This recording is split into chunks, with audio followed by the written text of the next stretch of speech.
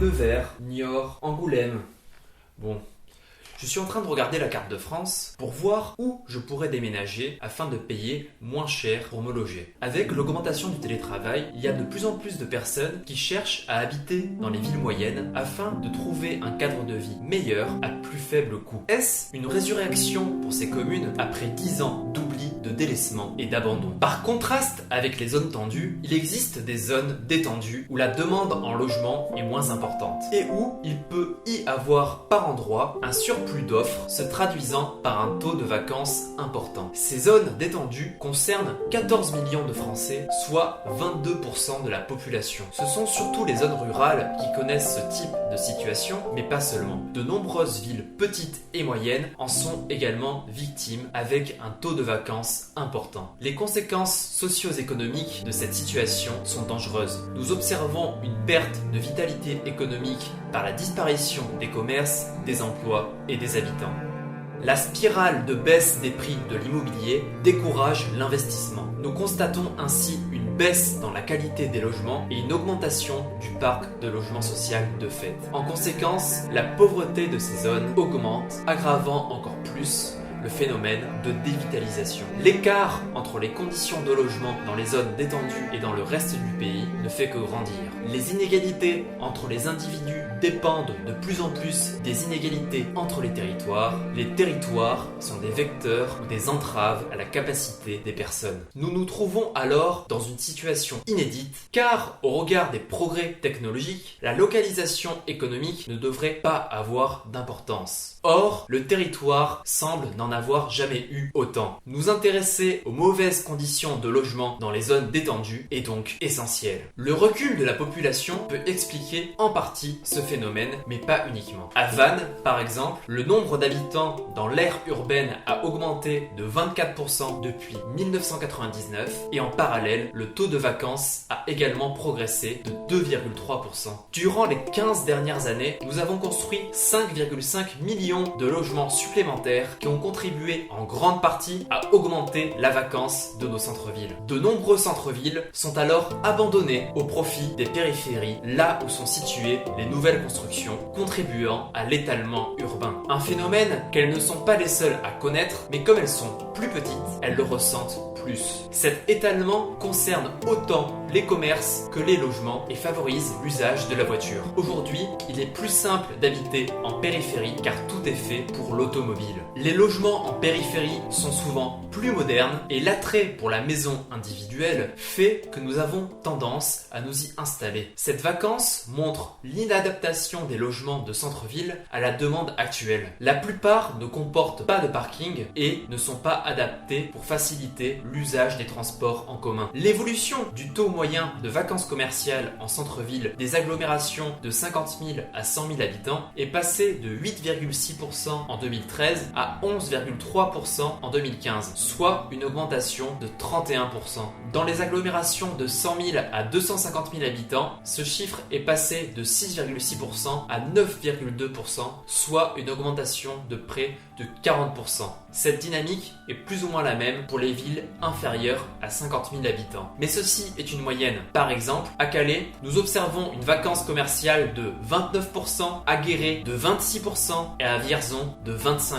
Les services, notamment publics, ont eu également tendance à migrer en périphérie. Le désengagement de l'État a été important dans ces villes. Cette absence de services et de commerce pousse. Où est la cause? Cela est difficile à savoir, sûrement un peu des deux, des habitants à aller vivre là où ils se situent, c'est-à-dire en périphérie, abandonnant de fait les centres-villes. En moyenne, le taux de vacances des logements progresse 2 fois plus vite qu'ailleurs dans les villes petites et moyennes. Par exemple, nous pouvons dénombrer 14% de vacances à Montluçon et à Vichy, 15% à Agen, 17% à Béziers. Ce phénomène est également sociologique. Ces villes manquent de jeunes et de personnes à haut revenu voulant et pouvant investir. En conséquence, le prix des logements ont plongé dans certains endroits, accroissant de fait les écarts avec les grandes villes. Ainsi, fin 2017, avec 200 000 € à Nevers, un ménage pouvait acheter un logement de 256 m² contre 79 mètres carrés à Toulouse et seulement 29 mètres carrés dans l'arrondissement le moins cher de Paris. Ce phénomène d'augmentation de l'écart des prix entre les villes moyennes et les grandes villes date essentiellement de l'après 2008.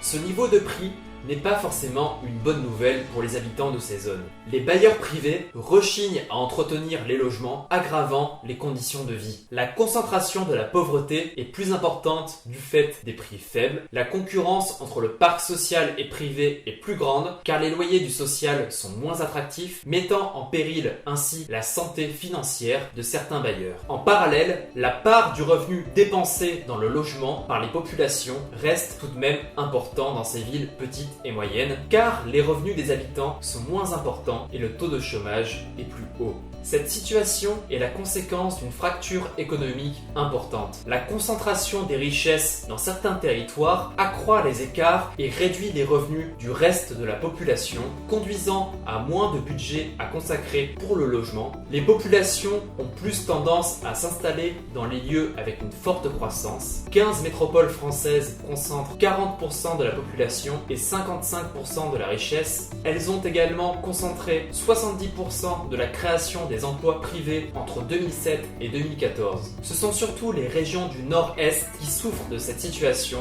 au contraire du sud-ouest. S'ensuit une concurrence encore plus grande entre les villes en déprise pour conserver les miettes de la croissance. Une compétition qui est également entretenue par l'État au travers des appels à projets comme Action Cœur de Ville. Nous pouvons tout de même remarquer qu'il existe une diversité de situations des villes petites et moyennes. Les villes moyennes qui ont une fonction historique de chef-lieu où il y a une forme de protection par l'enclavement avec la captation des habitants et des richesses avoisinantes. Les villes moyennes en voie de métropolisation, par exemple autour de Toulouse, où elles sont satellisées mais elles en profitent. Et enfin, les villes moyennes autres, surtout dans l'Est, où il y a un processus de perte de population. Les villes petites et moyennes nécessitent des réponses adaptées au risque de voir se pérenniser ces situations de France périphérique. Stopper l'étalement urbain doit être une priorité. De même qu'améliorer l'habitat des centres-villes pour mieux faire correspondre les logements avec les envies et les besoins des habitants. Le plan Action Cœur de Ville du gouvernement est insuffisant pour répondre aux enjeux car la dynamique ne s'est pas arrêtée, mais nous en parlerons lors de la prochaine vidéo. Ce qui ressort de notre analyse est le lien extrêmement fort entre les thématiques de logement et de mobilité. Le tout-voiture encourage la fuite vers la périphérie où elle est reine. Améliorer les conditions de logement dans ces villes nécessite de repenser la manière dont nous réalisons nos déplacements. Un nouveau pan entier de l'action publique est à repenser pour agir contre et parfois mieux accepter cette dévitalisation. Si tu le souhaites, tu peux venir contribuer à cette magnifique entreprise de construction d'une pensée nouvelle pour sauver et faire resplendir nos villes petites et moyennes. Améliorer les conditions de logement nécessite tout notre investissement. Engage-toi! Merci à tous d'avoir suivi cette vidéo. J'espère qu'elle vous a plu et que vous avez appris des choses. Abonnez-vous pour ne pas manquer nos prochains contenus. N'hésitez pas également à partager la vidéo, à mettre des pouces bleus. Cela permettra de mettre en avant notre chaîne. Vous pouvez également mettre des commentaires si vous voulez discuter avec nous du sujet de la vidéo. Je vous mets également 2 vidéos qui parlent de logement si vous vous ennuyez d'ici à la semaine prochaine. Et puis moi, je vais repartir à mes recherches de logement. J'espère que je pourrai en trouver un pas cher. A bientôt. Ciao.